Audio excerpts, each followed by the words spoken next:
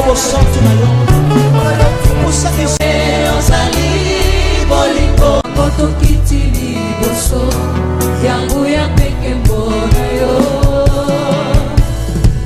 yawe ozali bolingo ya solo bolamu boyo bombela seko yawe yomima bisolo lenge tozali tokabola bosantu kwayo.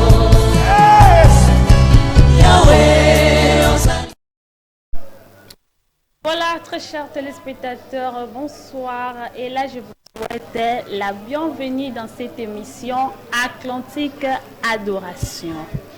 Atlantique Adoration est là pour vous. C'est une émission d'un caractère religieux. Avant tout d'abord de commencer, je tiens à remercier l'Éternel Dieu au Apesibiso Pema, au Yasalete qui est tout le monde en Alisous-Boye, du Boussaba écran Nabino. Et je remercie encore ingénieur Kelvin Fatou qui est derrière la caméra, comme vous me voyez ainsi par ces très belles images. C'est à travers ingénieur Kelvin Fatou. Coup de chapeau à vous, ingénieur Kelvin. Je disais l'émission Atlantique Adoration. Ils ont un caractère encore religieux. Ils ont un pour les chrétiens, ou bien les chrétiens, Atlantique Adoration, et on a pour les bino. Torolobela na banani Atlantique Adoration. Atlantique Adoration, ils ont bien un pasteur, ils ont bien un apôtre, ils ont bien un prophète, ils ont bien un musicien. On a pour ça talent na yo et bana. On a pour ça o la qui sa talent na yo na bana nzambe. On a pour ça la qui sa talent na yo. Donc, maintenant, surtout, il y a yo Atlantique Adoration et Zawana pour Nabino.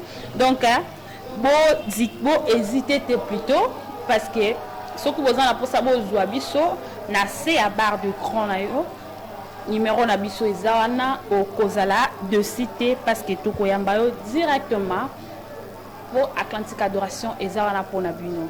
Je répète encore, tout Zawana pour Naba pasteur, apôtre, prophète, musicien. On a pour sa musique nayo et bana. Et to sui karawana te. Ozana campagne parce que ozana campagne moko bozo salisa. Atlantique Adoration zana pour nayo. Ozana festival moko bozo salisa. Ozana croisade moko bozo salisa. Donc ko hésiter te ko contacter biso na ba numéro na biso zo mo na barre d'écran to ko yambayo facilement. Donc c'est un Atlantique Adoration tozana pour na 3 rubriques. Première rubrique est la rubrique qui a adoration. Deuxième rubrique est la rubrique qui a news. Comme tout sur le bac, Atlantique Adoration et une news. Oui, tous la news wana, tous la news à pasteur, tous la news à prophète moroboé, azo salisa croisade, azo salisa campagne moroboé, ya bananzambe. Toujours na news moko ya musicien moko azo linga beta concert, donc c'est par là biso to dénommé yango news. Atlantique Adoration est dénommé yango news. On a la deuxième rubrique na biso. Troisième rubrique na biso, c'est la rubrique il y a prédication. Au début j'avais bien dit émission na biso Atlantique Adoration et ça na caractère moko religieux. Donc to zangi siku to prédication te parce qu'il y a ngonde et ça la vie éternelle. Pour la bananzambe prédication et la vie éternelle. Prédication zawana pour na bino na katia émission na biso Atlantique Adoration. Et comme je suis là, toko banana na rubrique na biso il y a liboso. Rubrique na biso liboso et za adoration. Moi j'adore l'Éternel. Nzambo asala likona se asala penga richesse. Et là, je présenté qui était cher téléspectateur. Je suis richesse, il y a des gens au Bayebinga déjà, peut-être je suis richesse et journaliste à la radio télé Atlantique. Donc, chaque mercredi, je serai là pour vous annoncer de nouvelles ou de nouveaux plutôt. Il y a des artistes, des prophètes, des pasteurs, qui ont contacté Bisso pour que tu aies une image de tozo salela musala ya nzambe. Biso peut ça musala nzambe. Tant on te le dit que eza déjà un caractère moko religieux. Biso peut na nzela émission tozo bana ko panza sango. Na nzela émission tozo bana ko Quand on a déjà mis la prédication, donc elle va déjà ébellir. J'espère que tous se comprendre. Et sans plus tarder, nous allons demander à la régie chez ingénieur qu'elle veut faire tout déjà à Bongama pour que Atelabiso adoration, to adorer dans nous Zambé, la première rubrique Nabiso. Il faut adorer l'Éternel, s'il vous plaît, chers téléspectateurs. Prière. Parce que moi je commence d'abord la prière. Premièrement, d'abord moi qui vous regardez d'abord, la banana prière, il faut que la banana soit adorée. La prière, nous sommes sur on a mon andam à tokano mais ça parce que mon akar que osant c'est le remords. Et là on a une adoration. Dieu aime qu'on l'adore plutôt. Zambalinga ba adorer. Si on t'a manqué de couteau, avant pour ça adoration, c'est qu'on a des comme ma bé. Si on t'a manqué de comme pour ça adoration, nous avons boumé avant parce que comme qu'on loue adoration. Les dieux de la Bible, c'est un Dieu jaloux. C'est un Dieu jaloux. On a déjà dénommé dans les 10 commandements. Les seigneurs sont tout au bien, c'est un Dieu jaloux. Alingara conquérance dans mon côté. Il est là, Alingara adoration. Alingara babonde là. Parce que yo jamais ko fana ramba mona ndako boye au sane lo ko temba mo nzambe wanda ko exaucer ba prière na yo. Qu'est-ce que tu as fait liboso nzambe wana pour qu'à récompenser yo? Nous ne pas en pour ça adoration yo, on appelle pour ça prière na yo, ayo kayo. Malgré tout on nous dit que aye bara déjà avant pour to loba. Mais il faut ayo kayo o zo na pour ça. Tant nous sommes en kana nzela adoration. Tant nous sommes en kana nzela ka prière, o to kana adoration mais azo zelo na prière. Autocana na prière, mais en adoration. Donc c'est un Dieu qui est compliqué. Donc il faut vraiment aux alakamakasita dans tous les deux côtés. C'est un peu ça. Ingénieur Kelvin, j'espère déjà l'adoration de ce soir est déjà prêt. Voilà, nous allons rentrer à la régie pour demander une chance pour adorer ensemble, moi et vous, ce soir. Ingénieur Kelvin. Tout est grâce, tout est grâce. Tout est grâce, tout est grâce.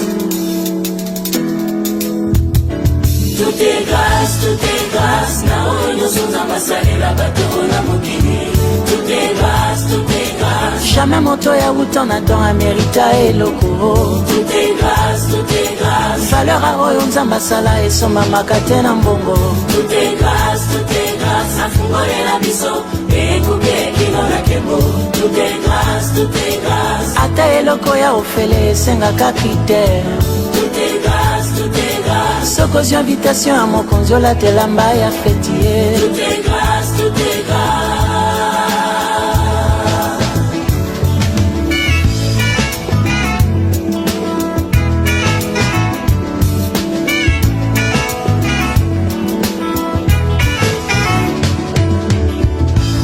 Ezango luwe Bolingwa nzambe pona bana bato. Ezango luwe makambo Yesu asala pona biso. Ezango luwe kokoma mwana nzambe. Ezango luwe oyo Yesu asala nekulusu. Afuta nyonso esengeli potokoma bana nzambe na kondima. Tokota na bomo ya bosantu ezala plus sans effort. Bolingo Yesu alakisa pona biso. Eza bolingo ya ofele. Biso nyonso basantu toyemba. Toganga ya ofele. Bolingo eza olamu na nzambe za mawa na nzambe za olamu na Yesu eza esengi makasi teo mawa na nzambe za koma mosantu eza okota na sande sa bolingo eza bolingo ya nzambe eza.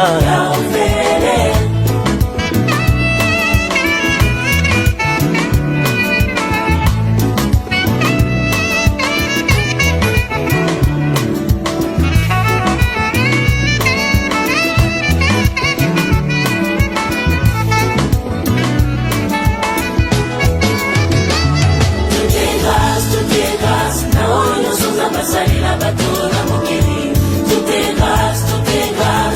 moto ya buto na don amerita eloko. Tout est grâce, tout est grâce. Valeur a oyo nzambe asala esomamaka te na mbongo. Tout est grâce, afungole na biso, ekuke kino na kemo. Tout est grâce, ata eloko ya ofele esengaka critère. tout est grâce, soko ozwi invitation ya mokonzi olatela mba ya feti ye. tout est grâce, tout est grâce.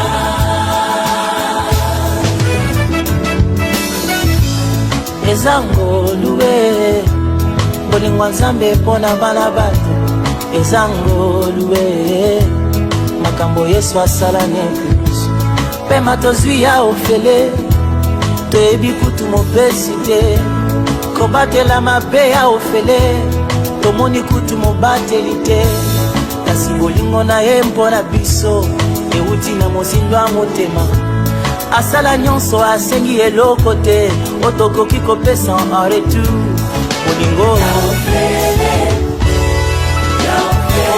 mawa na nzambe eza kobatelama eza esengi makasi ya bomoto te. asengi yango facture te. c'est ni par l'effort ni par la force humaine. eza na ngolu ya nzambe eza nango gratuit. mawa na nzambe eza ngolu na nzambe na mitema. kobatela magerison ya nzoto abikisa yo na nzoto eza nango apesa yo kimia. Voilà, merci beaucoup, ingénieur Kelvin Fatou, pour ces très belles chansons de Pasteur Atoms. Pour cette chanson est intitulée Pe Matozu ya Ofele. Très belle adoration, hein? Alors, Pe Matozu ya Ofele, to foute la ngou te lo côté. Ko bate la ma pe ya Ofele, to moni kutu pe mo bate la ngote. Bolingo na ye eleki nyonso. Pour moi vraiment pour na koma na pokwa oyo eza grâce eza ngolu tokende kaka na kikanda awa kikanda hôpital général. Il y a tant de personnes azoko katate ko tombo ata loboko azoko katate ko fongola ta monoko lobaka bonjour. Mais toi qui me regardes ce soir, Nzamba pesi ope maya ofele, makasi ya ofele, kobate la maya ofele, obandi journée aussi ces journées et ce soir pour orolala no pe bongo pour sambelité tu es un grand. Même si tu es fatigué, il faut prendre même peu de temps pour Nzambe wana pesi ope maya ofele, pesi makasi ya ofele et puis abattre ya ofele. Et puis mon tango zo batela au moni écouter. Mais azobatela yo. Regarde d'abord la grandeur de ce Dieu-là. Non, ce Dieu-là est vraiment magnifique. Il est vraiment très merveilleux. En tout cas, pour moi, vraiment, non. J'ai le droit et à quoi je l'ai à quoi misa et à quoi adorer. C'est pour cela c'est important. Il y a un là-bas qui faut natia nini rubrique et adoration. Oui, parce que c'est important, chers téléspectateurs. Et il faut adorer l'éternel Dieu qui a créé le ciel et la terre. Éviter au sein de la Kanzambe Nini. Là, je ne sais pas. Pasteur Atom, ça t'est ibisoka na nzembo oyo. Yango koyoka ka nzembo ka pona sentiment te mais faut koyoka nanu maloba oyo ezobima na kati ya nzembo. Parce qu'il y a des autres gens balanda na bango nzembo ka na sentiment. Sika landa kaka mais maloba oyo ezobima profond na kati wana azolanda yango te. Comme moi vraiment je suis la chanson na profondeur nyonso tout. Funa yeba nini bazoloba na nzembo oyo. Okokoya koyemba nzembo boye ozoyemba kaka biyemba yemba kaka. Non, ce n'est pas ça. Il faut vraiment tout changer habitude wana vraiment. Donc c'était ça notre première rubrique d'adoration et nous allons passer dans notre deuxième rubrique. Comme j'avais dit au début, notre deuxième rubrique est ce rubrique de news. Toza on a pour quelques news toza nango na poko to annoncer bino bana nzambe peuple de Dieu na yebitinga na benka bongo na suika wana. Voilà. Pour notre première news de ce soir, nous allons parler de la sœur précieuse Manzele Mena. plutôt Nganzele, excusez-moi, la sœur précieuse Nganzele Mena. C'est une servante de l'Éternel. C'est une servante de l'Éternel. Azo ça la sortie officielle il y a Nzembo moko asali ya sika. Et demain d'ailleurs, Azo sali sa conférence de presse et kozala lobby jeudi le 1er mai et kozala à 10h. D'ailleurs, le titre de la chanson Eza, voilà, merci beaucoup ingénieur Kelve Fatou là que vous voyez, c'est notre sœur précieuse Nganzele Mena, la servante de l'Éternel. Yoba benga kondani.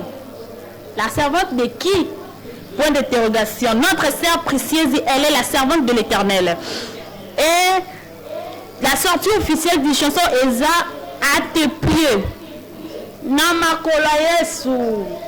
Oh là là. Dès demain déjà, à cause de sa conférence de presse, Eza dédié Nanzembo Oya Yasika à tes pieds. Et kozala na salle ya Mo Oreb à Kikanda, référence école Mavinga. J'espère que Bozo l'andanga bien. Eza école Mavinga eza na rond-point RTNC. Voilà, merci ingénieur Kelvin. On a Bozo mona eza banzembo na ye asala déjà banzembo na ye. Et puis ndenga zabongo lobby déjà sorti na ye eza ayebaki na ko contacter biso Atlantique Adoration pour que te bana ko participer na conférence de presse na ye. Donc voilà. Et ça nous fait plaisir, notre sœur a pensé à nous pour la sortie ya Nzembo na ye à tes pieds. Donc na bandeli référence et à la lobby jeudi le 1er mai vers 10h. Eza na salle ya Moreb à Kikanda, référence église école plutôt Mavinga vers rond-point Kikanda. Vers rond-point Kikanda. Donc Ekozala Kuna. Notre sœur, merci beaucoup, la sœur précieuse, pour votre fidélité à l'émission Atlantique Adoration. Et notre deuxième news est la église Cité Bethel, Baoba, groupe Adoration. Et qui n'a contacté biso pour que te bana ko pesa ba news libosa ba téléspectateurs na biso bazala informer na soirée de prière oyo ba dénommé yango Maombi. Eza première édition na bango. Voilà, merci beaucoup ingénieur Kelvin là que vous voyez déjà, c'est ça. Leur affiche est là et eza dénommé Maombi. Et eza dirigé groupe Adoration ou eza dirigé par le président. Il est frère Jean Smith. Là que vous voyez devant, il est en veste bleue. C'est le président du groupe de Cité Bethel, groupe Adoration. Et Kozala, une soirée de prière. Et Kozala, samedi le 10 mai 2025 à 16h juste. Avenue Kambala, numéro 2. Quartier Baoba, commune de Nzanza. J'espère que Bana Matadi Bayebi, et Zana Bana Matadi Bayebi, on ne peut pas imaginer. Donc, déjà boyé, et Zana avenue Kambala, numéro 2, quartier Baoba, commune de Nzanza. On n'a que 3 communes, chers téléspectateurs. Mbuzi, Nzanza et puis commune de Matadi. Donc, Eza place à Kobungati, référence entre cabine Mapatikala. Waouh, c'est vraiment facile à trouver l'endroit. Et bazan a invité spécial. Oh bah bongisi pour la mukoloana, il y a soirée de prière dénommée Maombi. Il faut prier. La prière nous protège. La prière est tout. La prière est tout. Je viens de dire ça ici. Ce qui nous a maillot raconte adoration, c'est akenda royo prière. Je viens de dire ça ici. Ah. Oh là là, le frère Jasmine a vraiment pensé. Donc, ne manquez pas les rendez-vous en question. Et à la samedi le 2 mai, il y a Anne Oyokaka.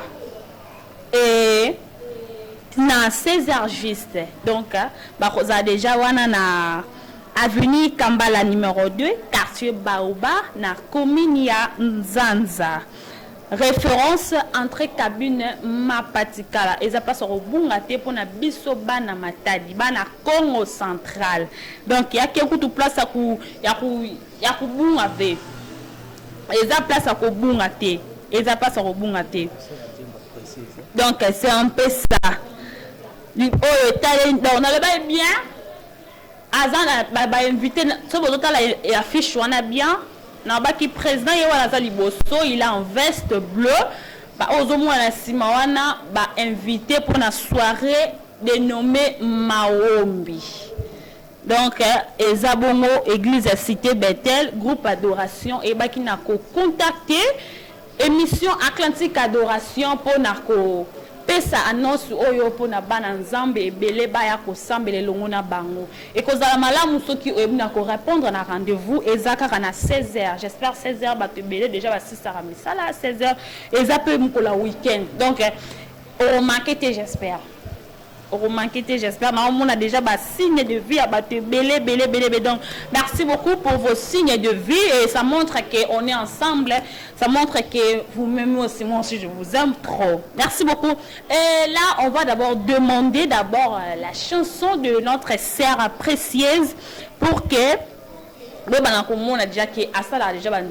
allons retourner d'abord pour la église de cité Bethel aussi si wana tozonga na sœur na biso précieuse to laksa banzembo na ye ata to chata nzembo moko nan bomona ke asala déjà banzembo na ye autre sala autre kende lobby pour que te bana koyo kaye lisusu eza sortie officielle na ye ya nzembo asika oyo abimisi.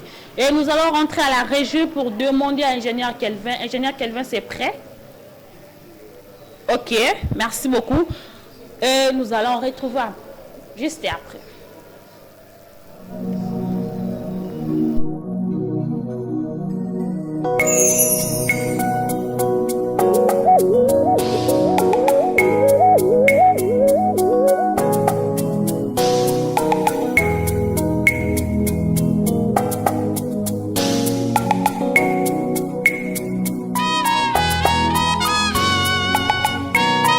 Zonge panayowe moya no yalo sambo nati kinyoso yangai amaboko na yo yawe oyano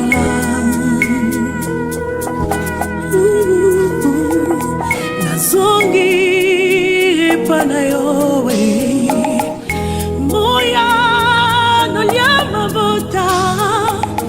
na bwaki mitumba na ngai na makolo na yo yawe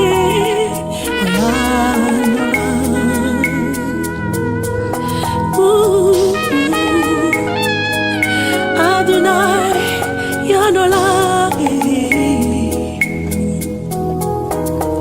yango na ye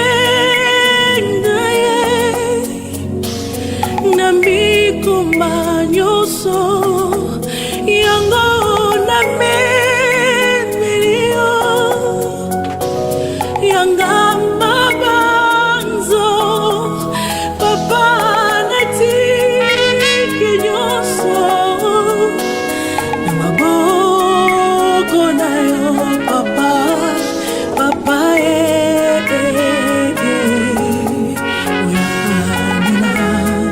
yango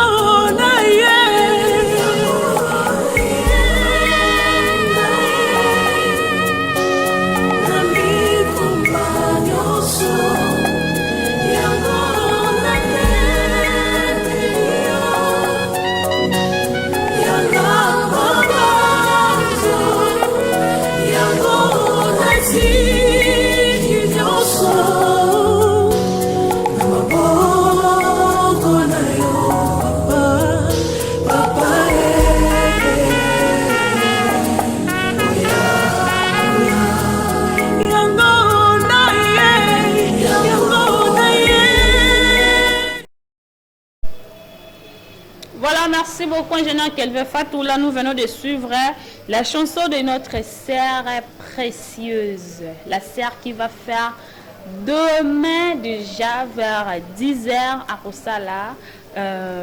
Conférence de presse naie pour la sortie ndenge na auto laksabino asala déjà banzembo naie donc eza nango aza musicien mo sikate aza reconnu déjà donc lobby déjà to rozana et puis ndenge to za bon to rozo ba image to yesus to laksibino ndenge to salela donc c'est un peu ça et nous allons passer dans notre troisième news na biso ya misa teza pour na frère Nabiso Timba Mwanda. Frère Timba Mwanda abimisi nzembo na ye ya sika eza louange yango tolobara yango plutôt na otiko loba il faut adorer, il faut louer l'Éternel parce qu'il en mérite. Soki totali na pema wa pesa kwa chaque jour sera ebiso futela ngo okokate donc il faut être reconnaissant. Voilà, merci beaucoup ingénieur Kelvin. Là nous voyons déjà notre frère Timba Mwanda. Et chanson oya utiko bimisa oya sika eza dénommé na Kiese Mu Yesu. Waouh. Titre moko merveilleux, très très très merveilleux. Donc titre nzembo na ye abimisi yangwana eza yasika. Kiese Mu Yesu. C'est pour frère Timba Mwanda. Donc c'est pour cela il faut louer l'Éternel. Il faut adorer l'Éternel. C'est important, je vous dis, chers téléspectateurs. Et on a été koloba. Ce qu'on moni a kuyoki ote na adoration. Quelle est la louange? Louange na adoration c'est différent. C'est différent. Quelle est la prière? Tant que ça yo que la okuna. Tant que ça donc ndenge na otolo ba wana frère Nabiso Timba. Merci ingénieur. Ndenge bo mona na bilili bino moko bozo mona. Et a sorti un nzembo na ye ya sika Kiese Mu Yesu. Voilà, merci ingénieur Kelvin. Nous venons déjà de passer. Voilà ba news na biso tozala ki nango pona ko lakisa bino ba téléspectateurs na biso et pona ba news to sukeli wana. Troisième rubrique na biso na ba keza rubrique ya prédication. Rubrique ya prédication pona lelo eza nanuti. Mais ngamour na prêché bino déjà. Na prêché déjà. Et ça déjà prédication mon bimba je vous dis hein. Quand déjà na zo va dire que il faut prier, il faut louer l'Éternel. D'ailleurs et comment on va déjà louer l'Éternel car il est bon. Allez chercher plutôt le verset et comment il louer l'Éternel car il est bon. Oh là là, il est merveilleux. Donc, pour la rubrique qui a prédication, j'espère le mercredi, na koye la bino rubrique qui a prédication. Et vous allez donc être vraiment aimé. Parce que nous allons on a bi émission Atlantique Adoration. Et ça, on a pour na pasteur, aux prophètes. Aux apôtres panza sango malamu liboso bana nzambe émission Atlantique Adoration yangoyo bana nzambe balela ki trop ki tozoyo kati émission tozoyo kati ngayeyo journaliste na bino richesse na zawana pona émission Atlantique Adoration. Donc pasteur aux apôtres panza sango malamu na nzela o pe ya télévision. Moi nzambe moko okebongo la mutema na nzela ya église karate ke muta kota ka église ezana ba bana nzambe belepe bakota ba église te mais na nzela ka ya télévision na o balobi na lingala etando ike na ye akoki poko bongo la mutema parce que ayokilité ya pasteur moko ayokilité ya prophète moko ayokilité ya apôtre moko donc c'est un peu ça. Yango Atlantique Adoration et zangisaki rubrique ya prédication te. Donc, tozawana pona bino contactez biso na numéro ozomona na barre de cran tokoyamba yo facilement tokoyamba yo sans hésitation. Donc c'était ça pour notre émission. Donc ceux qui osent na ben inquiétude au bengi biso otuna biso pour que otuna ba question peut-être cause na ba question de curiosité que maman richesse na kosa ndenge nini journaliste nanga na kosala ndenge ni donc tozana pour que to répondre na ba question na bino tozana pour que te banako faire claircir bino ndenge émission na biso ezo tambola. Donc c'est un peu ça. Oh ezalaki wana pona émission na biso à Cantique Adoration et ezalaki 3 rubriques. Dans tous les 3 rubriques, j'espère na claircir biso très bien. Et là comme sous ya robasa ezate on a lelo na sukeli awa. Et nous allons nous retrouver encore le mercredi prochain. Le mercredi prochain, nous allons pour Nabino pour que nous sebino banani ba contacter biso banani bazana pour ça tout la news na bango banani ba bien ki biso tout la news na bango donc na zawana pour Nabino. Voilà, pour aujourd'hui, nous sommes arrêtés par ici et je tiens à remercier ingénieur Kelvin Fatou qui était derrière la caméra. Pour nous, la télévision, les ingénieurs Kelvin Fatou. Balobiso mtosala msama la mfoko kumisaraye pour na akende liboso. Kozala mtema likuna te pardon pour pambola kalipambola mninge ke liboso. Pour yo penzambe ayebike soko zo sepela lipambola mninga babi muninga zwi sepela. Donc c'est un peu ça. Il faut sepela lipambola mninga pour oya yolobi to ebinamte. Ngana pamboli na ingénieur Kelvin pour la msala ya kende liboso. Et je remercie encore le DT Gaïta et je lui salue en passant. Je salue aussi mes concerts, je salue le 2P d'Épaule, je salue Maman Karine Lucy qui est là, les 2G. Et le balango marangoma. Je te salue en passant, Maman Oya le bara. Votre émission n'est pas ce qui me dit. Ah, Mara Mystique, pardon. Voilà, et je tiens à remercier aussi nos téléspectateurs de la fidélité. Merci pour votre réaction. Je vis vos signes de vie et je vous remercie au fond du cœur. Je vous remercie vraiment énormément. Merci beaucoup pour votre soutien. Et naïba qui vous a déjà souhaité la bienvenue dans l'émission Atlantique Adoration. Donc, il n'y a pas trop à dire, pas trop à commenter. Et j'espère que nous allons nous retrouver le mercredi prochain. Bye.